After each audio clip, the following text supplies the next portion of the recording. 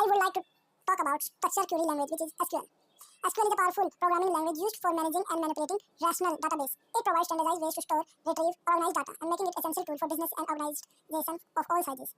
SQL provides CRUD, functional for databases, which is create, read, update, and delete. SQL domain-specific language designed for interaction of relational databases, which are backbone of modern data management. It allows users to create, modify, query, and database as well as perform essential operations such as insert, update, and deletion of data. Key features: data definition language (DDL), data manipulating language, data query language, transaction control. Application and use cases in SQL and database. Business intelligence. SQL is extensively used in business intelligence and analytical, it building data-driven decision making. Professionals can leverage SQL to generate reports, perform complex queries, and uncover valuable insight from the language database.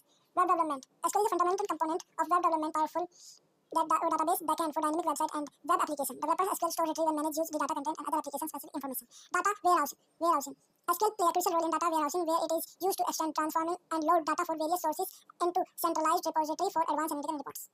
Importance of SQL in database management. Data management. SQL empowered database administrative to effectively store, organize, and manage large volume of structured data, ensuring integrity and accessibility. Business intelligence and application development.